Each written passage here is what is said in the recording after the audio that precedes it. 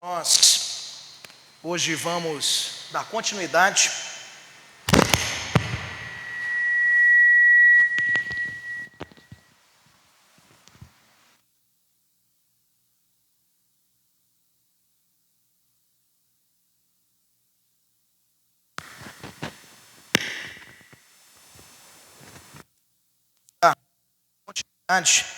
à nossa série de estudos, pregações a respeito dos encontros com Jesus. E hoje chegamos a mais um encontro, mês de junho, para celebrarmos a ceia do Senhor. E o nosso encontro de hoje se encontra no texto, pedi para o irmão passar, obrigado, um encontro disciplinador, com base na porção do texto que se encontra em Marcos, capítulo 11, nos versos de 15 até o verso número 19. Abra a sua Bíblia para lermos juntos. Evangelho de Marcos, capítulo 11, nos versos de 15 até 19. Assim que você encontrar, fique de pé em reverência à palavra de Deus para lermos esse texto da palavra do Senhor.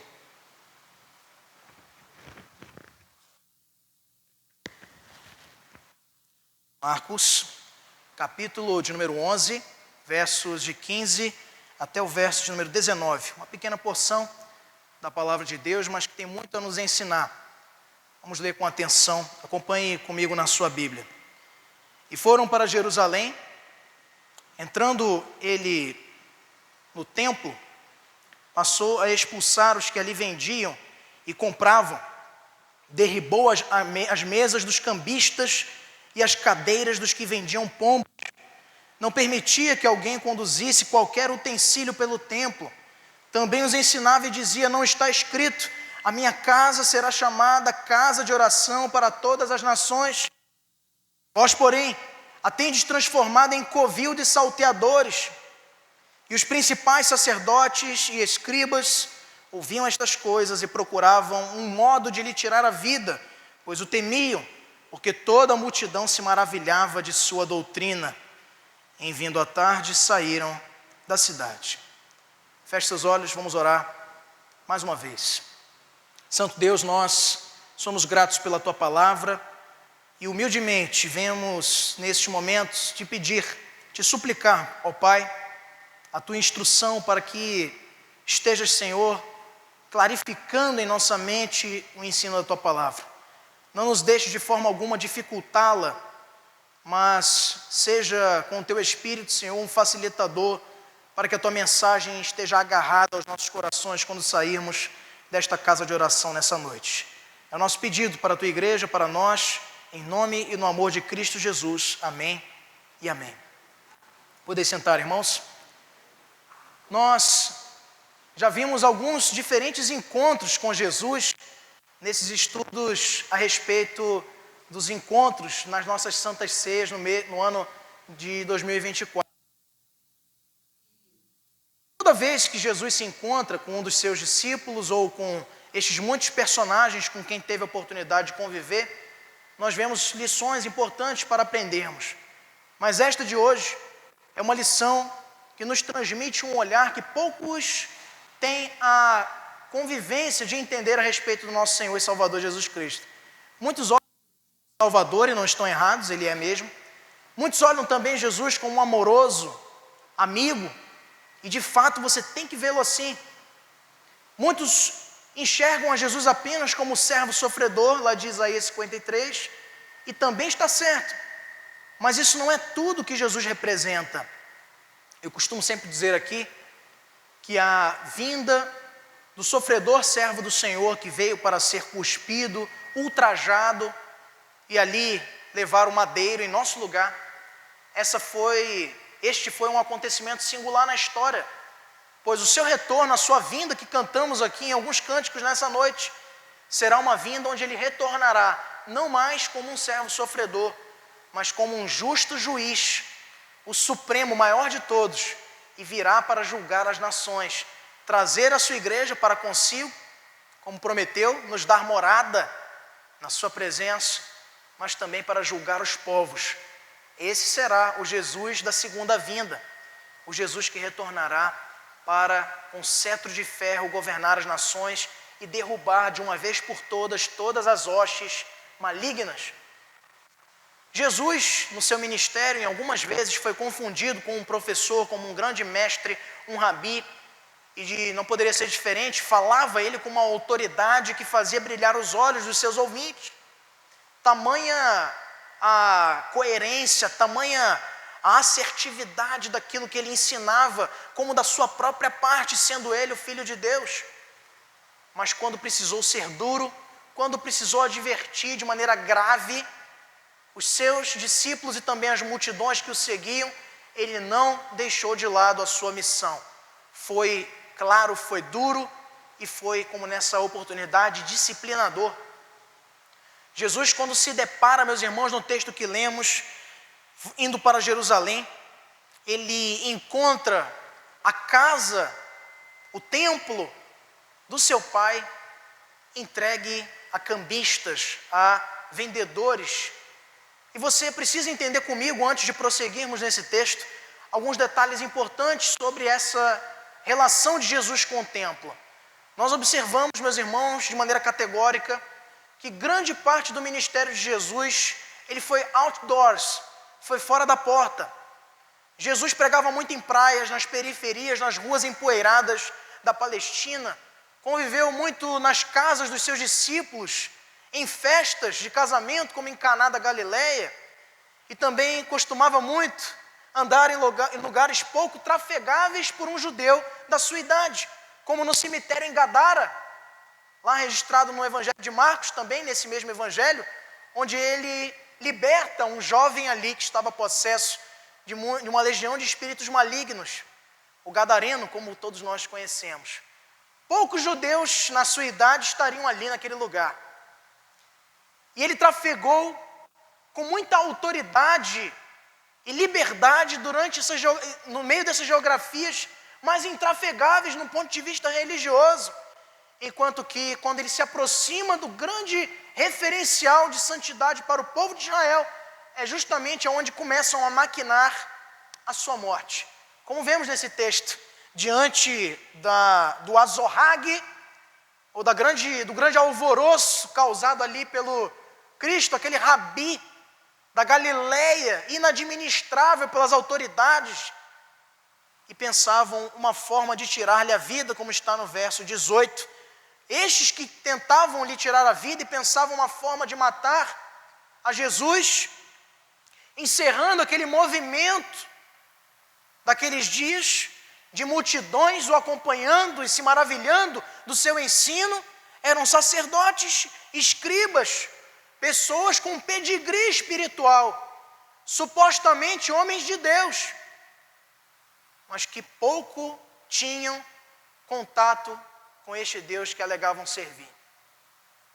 A adoração, meus irmãos, como prescrita no livro do Levítico pelo Senhor ao seu povo, o povo de Israel, tinha toda um cerimonial a ser seguido. Os animais tinham que ser preparados, existiam diferentes tipos de ofertas a serem levadas ao templo em Jerusalém, antes no tabernáculo e depois no templo em Jerusalém. Não poderia ser de qualquer forma, o animal tinha que ser perfeito, de até tal idade, do sexo masculino, tinha que ser levado, dada a quantidade de pecados a serem perdoados, tinha todo um cerimonial, a antiga aliança, as leis cerimoniais que ficaram lá e foram todas cumpridas em Jesus. Mas no tempo em que Jesus estava ali, esta adoração, isso era a forma do povo adorar a Deus. Você precisa entender comigo essa noite, que a adoração no Antigo Testamento, no contexto da lei, era sacrifício. Adorar ao Senhor não era cantar cânticos, louvar, isso também era uma expressão de adoração, mas principalmente quando ela se traduzia em expiação de pecados, levar o animal a ser sacrificado no templo. E o povo foi ensinado pelo próprio Deus, na lei que ele deu a Moisés e ao seu povo, como deveriam tratar essa adoração. Uma adoração, meus irmãos, que era relacional, era uma comunhão, era simbolicamente representada na abnegação do melhor que eu tiver, o meu melhor animal, como reconhecimento por tudo que Deus tem feito de maravilhas no meio do seu povo. E nos tempos de Jesus, isso tinha sido encaixotado em adorações vendidas na porta do templo. Você tinha que preparar o seu animal, esperar nascer, criar, deixar bem gordinho para levar lá no templo e sacrificar para o seu Senhor. Não precisa mais se preocupar com isso. Como dizia um programa de comédia antigamente, seus problemas acabaram. Na porta do templo eu tenho uma adoração prontinha. Um animal que eu mesmo já criei para você. Me dê tantas moedas, você pega, oferece e está tudo certo. Adoração vendida às portas do templo do Senhor. Quando Jesus se depara, voltando para Jerusalém, depois, como eu já disse a vocês, de ter trafegado por Galiléia, por Nazaré, Cafarnaum, onde adorava estar com seus discípulos, pregando em Jericó, multidões o acompanhando, ele chega em Jerusalém para estabelecer o seu reino e se depara com uma grande feira, um mercado no pátio do templo do seu pai. Não parece-nos muito diferente de realidades que vemos hoje em alguns locais que se chamam também casas de oração ou templos do Senhor, onde você não precisa mais cultivar um relacionamento verdadeiro, profundo com o seu Pai.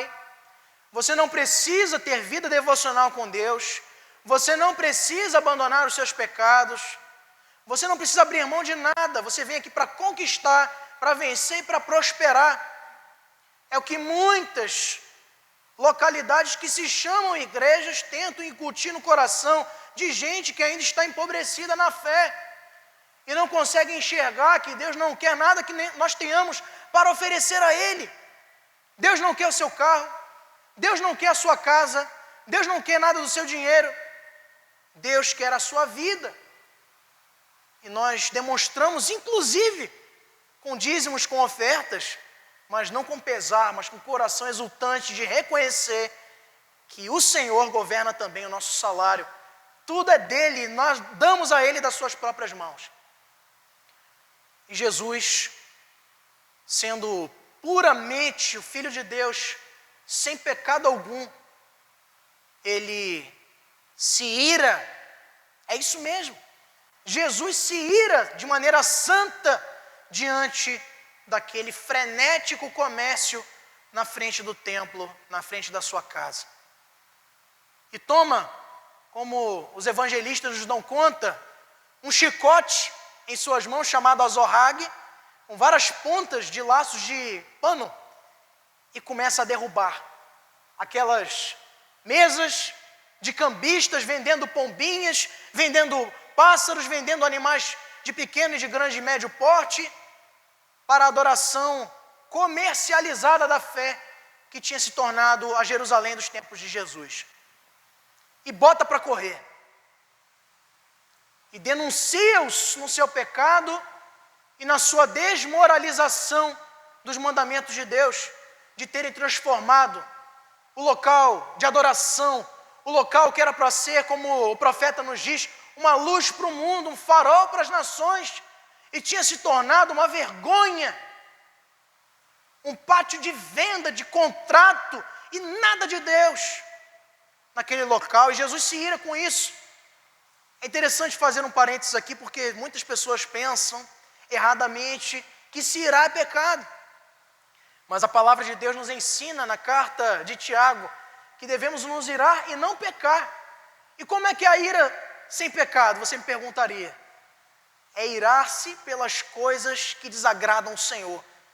Se irar porque te fecharam no trânsito, se irar porque estão te perseguindo no trabalho, se irar com a tua esposa, com o teu esposo por um dilema na vida conjugal, não são coisas às quais o Senhor se desagradaria, mas nós somos conclamados, meus irmãos, a nos irar, a nos desagradar das coisas que desagradam o nosso Pai, do seu nome sendo manchado por um mau testemunho de muitos, pelos valores da palavra de Deus serem negligenciados na nossa sociedade, pela família ser desprezada no valor e na constituição da criação, e por muitas outras razões, inclusive quando a adoração e quando a igreja perde-se no caminho de prestar um culto verdadeiro ao Senhor, como no caso em que Jesus se depara aqui no texto que lemos. Minha casa será chamada casa de oração, referindo-se à profecia de Isaías 56, no verso número 7. Esse encontro, meus irmãos, diferente dos outros, é um encontro em que Cristo usa da sua autoridade de Filho de Deus para disciplinar aqueles que estavam ali no templo, transmitindo uma errada compreensão do que era adorar o Senhor.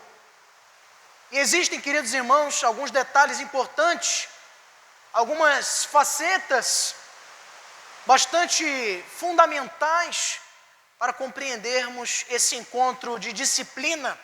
Em primeiro lugar, nós vemos, meus irmãos, que essa disciplina pode ser vista como uma ação oportuna. No verso de número 15, leia comigo em alta voz, diz o quê? E foram para Jerusalém. Entrando ele no templo, passou a expulsar os que ali vendiam e compravam. Derribou as mesas dos cambistas e as cadeiras dos que vendiam pombas. Jesus, ele chega na hora certa, no lugar certo, e transmite-lhes ali uma disciplina como uma ação oportuna. Pode voltar. Jesus, ele não chega no momento errado, ele não transmite a disciplina que precisava ser transmitida numa hora inadequada, mas na hora certa, no momento oportuno, sendo ele conhecedor das circunstâncias e da necessidade de confrontar uma falsa adoração que era prestada naquele momento, no seu tempo. Você sabe que existem muitos conceitos de liderança nos dias atuais, de coach, treinamento e por aí vai, e que sempre recomendam que é preciso, para se advertir ou corrigir alguém que é um liderado, é preciso muita sabedoria, é preciso entender o feeling do momento certo, para que você não seja inconveniente. Vou dar um exemplo. Vendo algo que aconteceu de errado no culto aqui, eu, enquanto pastor da igreja, enquanto liturgo da igreja, preciso chamar a atenção dos que conosco estão envolvidos no grupo de louvor, na equipe de mídia, na junta diaconal e assim sucessivamente. Mas não posso de maneira nenhuma, de púlpito aqui, apontar o dedo e falar: meu irmão, corrija isso porque está errado, mude agora. Eu estaria sendo um tolo, um insensato. Qual seria o meu intuito? Destruir aquele irmão? Ou fortalecer o reino de Deus? Eu preciso chamá-lo em secreto, em particular. E agora sim, não inconveniente, mas oportunamente, conversar com ele ou com ela, dependendo da pessoa, e transmitir-lhe disciplina, correção, como a palavra de Deus nos orienta, como está lá no Evangelho de Mateus, capítulo de número 18. Queres ganhar teu irmão? Procura-o em particular. Se não ouvir, leva uma testemunha. E somente então, leva-o à congregação.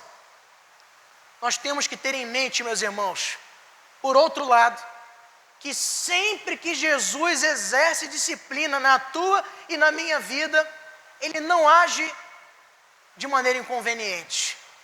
Jesus muitas vezes vai até nos disciplinar, nos envergonhando, pesando a sua mão sobre as nossas vidas, quando somos desobedientes e quando negligenciamos a sua comunhão, mas nunca ele pode ser tido como inoportuno, porque a sua disciplina é sempre oportuna.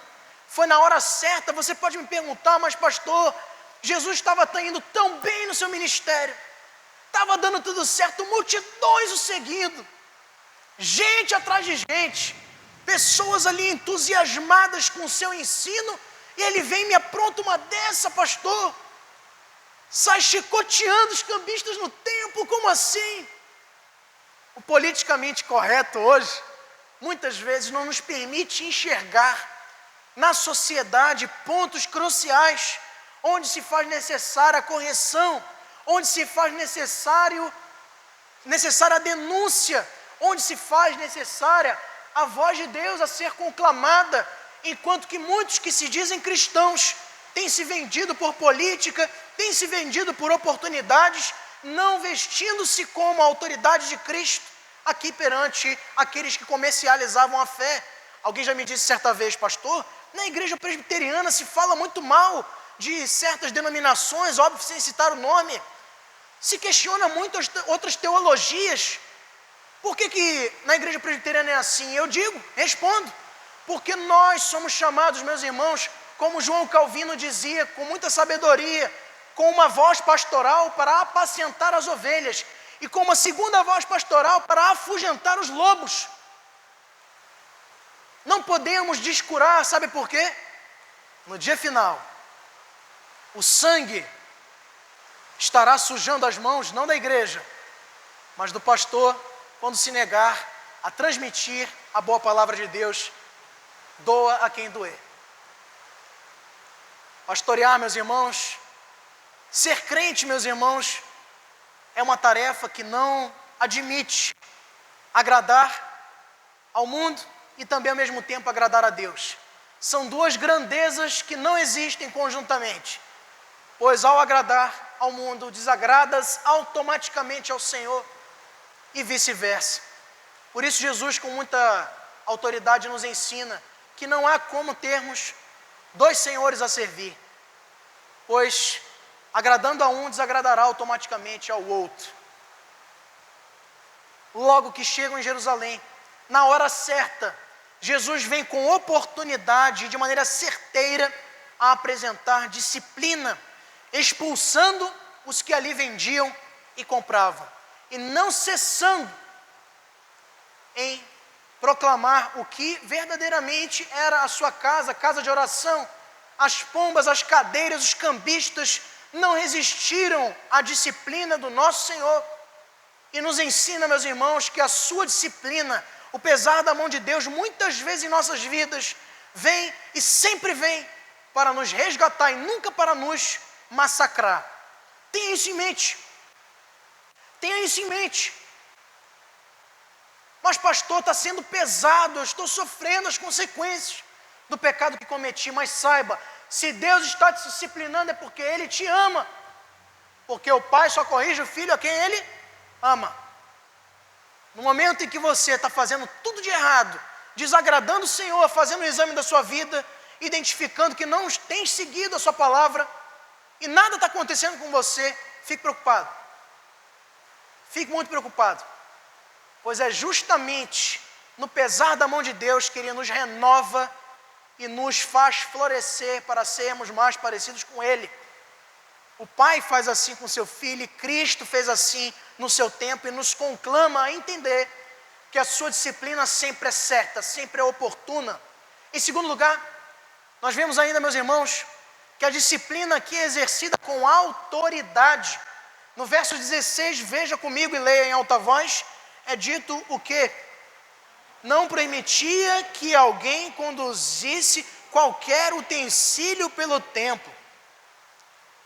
Você pode me perguntar, lá no final, no verso 18, é dito que os escribas e os sacerdotes, que eram as autoridades do clero judaico, eles tinham, até que se prove o contrário, o poder de permitir, de não permitir, de autorizar, de fazer, de acontecer no templo. Está lá realmente na lei de Deus, eram os sacerdotes e principalmente o sumo sacerdote que detinha autoridade eclesiástica e religiosa naquele espaço chamado templo, de alguns pavimentos, se você já teve a curiosidade pela geografia do antigo templo de Salomão, ali no contexto da antiga Jerusalém.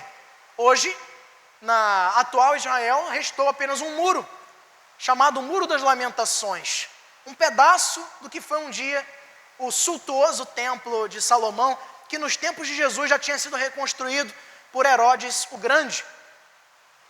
O templo ali tinha as suas autoridades, mas o universo também reclamava a autoridade daquele homem de Nazaré que pisou as areias daquele lugar e tinha todo o poder para mandar, para desmandar, para permitir e para autorizar. Entre em Jerusalém, sabedor de que estava sendo preparado e pavimentado o seu caminho de morte e de cruz, e nem isso deteve para ir lá e achincalhar, expulsar aqueles que estavam mercadejando a fé no templo do seu pai.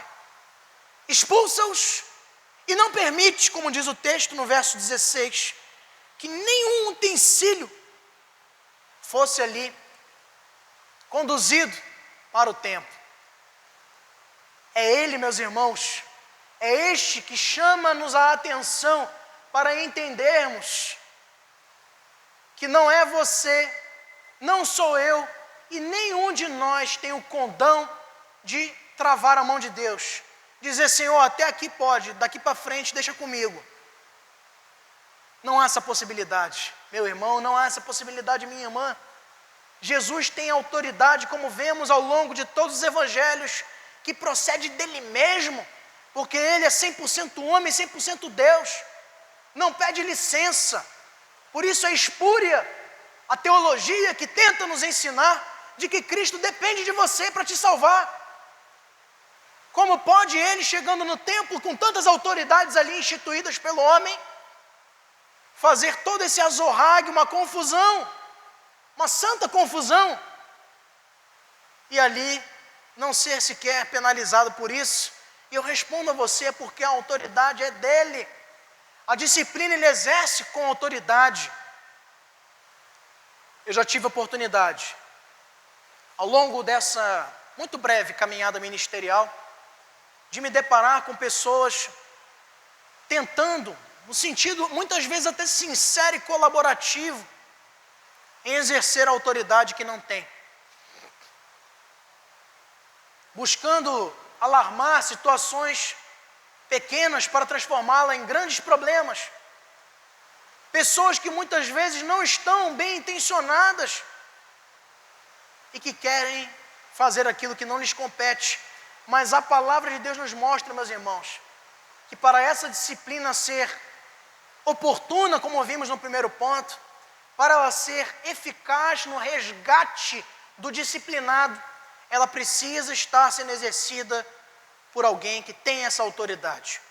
É por isso que não encaixa-se na Bíblia esse conceito moderno de igreja onde não há pastor, não há presbítero, não há liderança. É totalmente, exclusivamente e absolutamente contrário ao que a palavra de Deus nos ensina.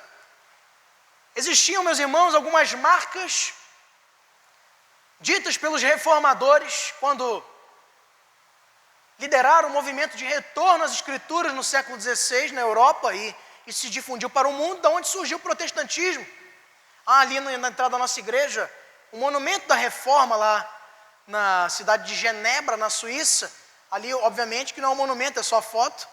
E você pode ali também consultar. Alguns desses homens elencaram alguns itens que imprescindivelmente precisam estar associados a uma comunidade que se chama igreja, sob pena de não ser considerada uma verdadeira igreja. Dentre elas, pregação eficaz da palavra de Deus. Se você vai num lugar onde tem muito canto, onde tem pulo, tem dança, tem felicidade, tem alegria, tem amizade, tem comunhão, tem tudo, e não tem palavra, não é igreja. 2, ministração fiel dos sacramentos. Pastor, fui numa igreja que não tem ceia mais, será que isso é coisa do passado? Não é igreja. O Senhor que ordenou e instituiu esta mesa, o Senhor que ordenou e instituiu o batismo, dizendo em Mateus 28, ide por todo mundo, fazei discípulos de todas as nações, batizando-os em nome do Pai, do Filho e do Espírito Santo. Não tem batismo, não tem santa ceia, não é igreja. 3, disciplina eclesiástica. Esse foi o tema do meu trabalho de conclusão de curso, da minha tese do curso teológico. Eu me sinto muito à vontade para falar sobre esse tema por conta disso. E é um tema que tem fugido muito das discussões de algumas igrejas. Mas esta igreja, sendo ela uma herdeira da reforma protestante, como vocês podem ver, tanto visualmente quanto teologicamente, ela exerce disciplina. Mas, pastor, eu não vi. Não é para ver. Nem todas as disciplinas que são efetivadas na vida da igreja são como este tumulto gerado por Jesus. Ele foi oportuno, mas temos que ter muita sabedoria. E eu quero dizer para vocês que com alguns meses de ordenação ao Sagrado Ministério, já exerci algumas vezes a disciplina como a palavra de Deus nos orienta. Mas olha, pastor, não estava nem sabendo. E não é para saber mesmo não. Se não está sabendo é porque deu certo. E essa pessoa nos ouviu, essas pessoas nos ouviram, se renderam, se arrependeram, estão de volta, estão aí servindo ao Senhor. A gente se acostumou, meus irmãos, muito erradamente a entender que igreja pode estar funcionando de qualquer jeito, de qualquer forma. Mas eu quero dizer para vocês que a grande marca de autenticidade do cristianismo é exatamente o fato de que Deus mostra-nos na sua palavra como Ele quer ser adorado. Em muitas outras religiões, isso fica ao livre arbítrio dos seus integrantes, dos seus adeptos. Pode-se fazer o que for e o que se achar que é conveniente para dizer que está adorando ao Senhor. Contudo, nós cremos que a igreja somente agradará ao Senhor quando o adora, quando cultua, quando presta culto ao Senhor como Ele determina. Pastor, está na Bíblia? Não está, então não faça.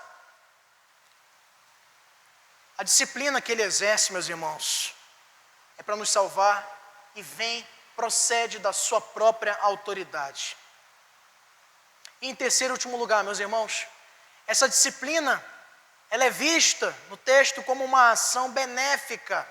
Como eu já pude, em poucas linhas, já antecipar aos irmãos, o verso 17 do texto que nós lemos, ele nos diz exatamente o que, meus irmãos? Vamos ler todos juntos?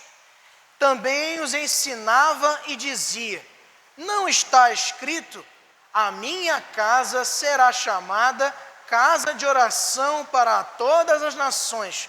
Vós, porém, a tendes transformado em covil de salteadores. Para que Jesus exerceu disciplina? Será que você ousadamente pensou em algum momento que Jesus chegou ali no templo, nesse encontro disciplinador, para marcar o seu nome na história? Jesus foi lá, estava muito bem, com multidões o seguindo, e chega em Jerusalém para denunciar os pecados de um povo que estava comercializando a fé. E faz isso para quê? A troco de quê? Para a purificação do templo.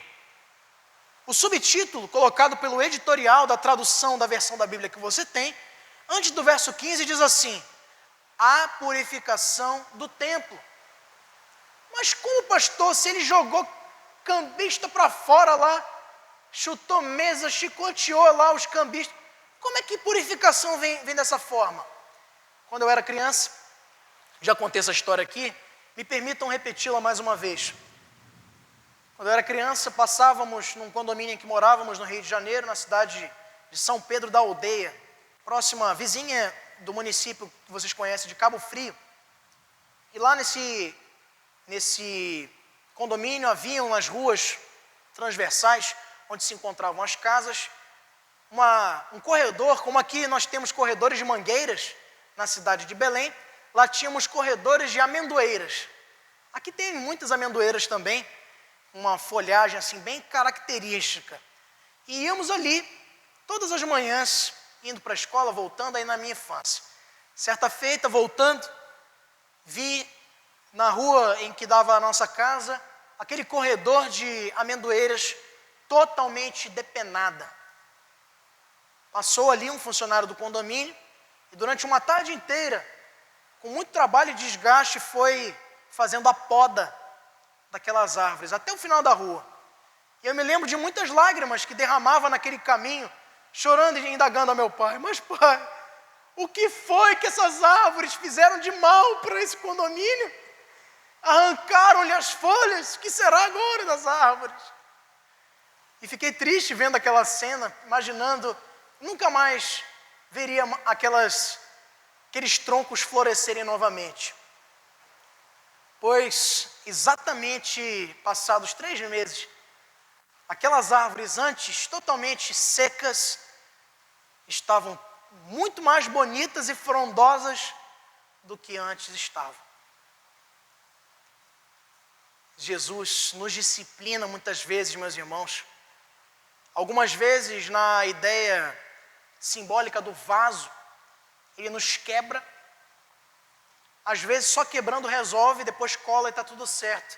Tem vezes que tem que moer, é mais dolorido, mas artesãos experientes nos dão conta de que é justamente quando se moe o vaso em que se tem uma possibilidade dele ficar muito mais resistente. Porque quando você só cola, um outro impacto de menos expressão já pode tornar novamente a quebrá-lo. A disciplina sempre, meus irmãos, do ponto de vista divino, pode ser que você, na tua experiência de vida, tenha passado por marcas negativas. Eu não sei de que forma que você entrou aqui nessa noite, você que não é dessa igreja.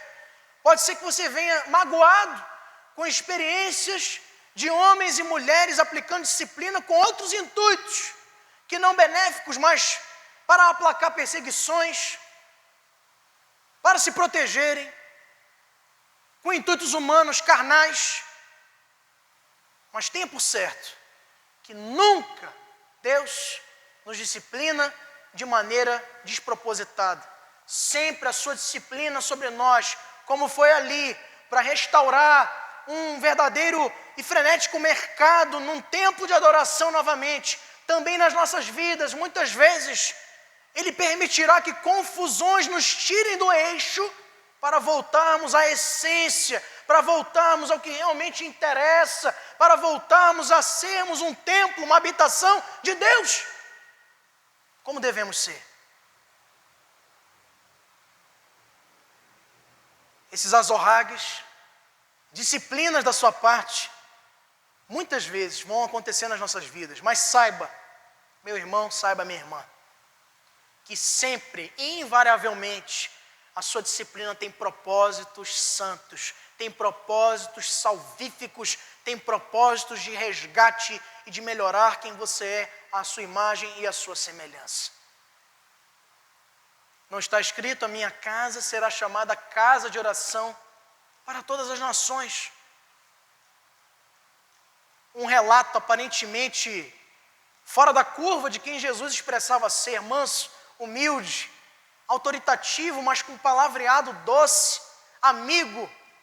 E você vê se Jesus parece nem que é o mesmo Jesus, mas eu tenho a te dizer que sim, este Jesus, até mesmo quando é duro, até mesmo quando precisou gerar um tumulto, como neste caso, age com disciplina, na autoridade, de maneira oportuna, para o bem da sua obra e para o benefício da sua soberana vontade. Vós, porém, o tendes transformado em covil de salteadores. Temos por certo, meus irmãos, que as consequências de uma disciplina mal executada, uma disciplina mal pensada, mal trabalhada por líderes infames e que negociam como salteadores a palavra da verdade, elas podem produzir marcas, traumas em ovelhas, em servos do Senhor. Mas quando essa disciplina procede de Cristo, pode doer bastante, pode te fazer chorar, pode te deixar um tempo, inclusive incerto, pensando como pode Deus me permitir passar por essa tribulação, por esse deserto, mas sempre será por o nosso bem. E hoje eu posso olhar para trás e ver e dizer: muito obrigado, Senhor, porque Tu me quebraste no momento certo, porque se não fosse assim eu estaria perdido.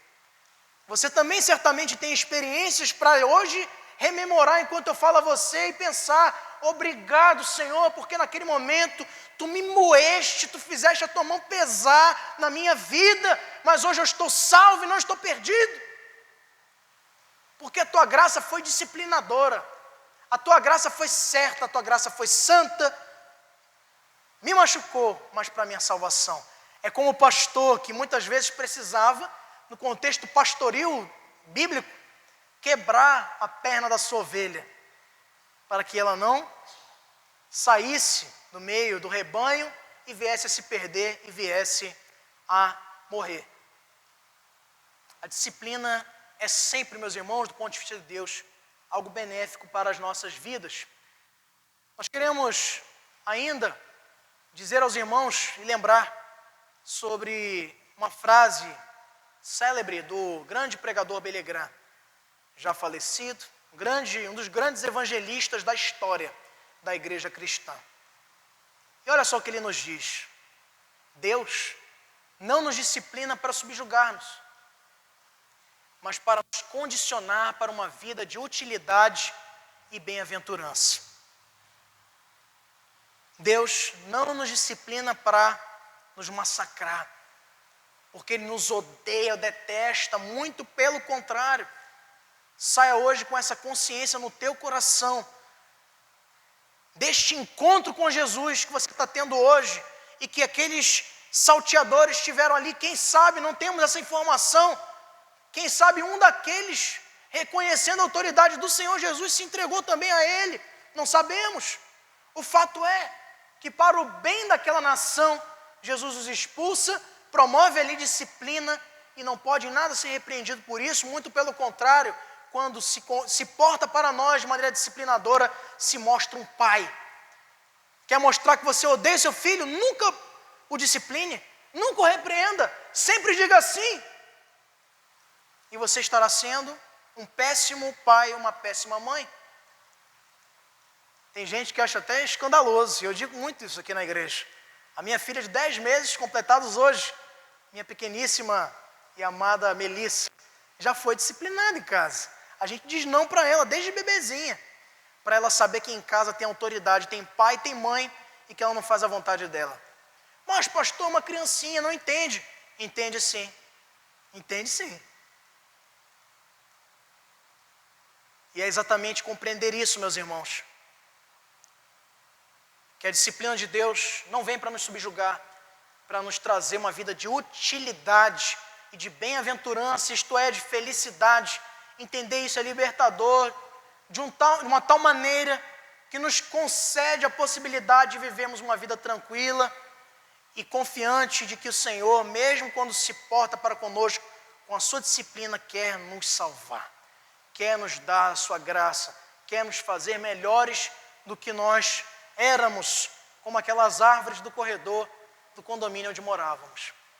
Que Deus nos abençoe, meus irmãos, e que possamos sempre refletir de que em encontros com Jesus nem sempre encontraremos episódios onde Jesus se porta de maneira doce, mansa, mas ainda quando é duro, ainda quando é disciplinador, Ele se porta para nós como grande Senhor das nossas vidas, para nos salvar, para nos ensinar que por Ele somos amados, porque até mesmo nos nossos erros, Ele cuida em nos corrigir para não permitir que o nosso coração se desvie da sua palavra.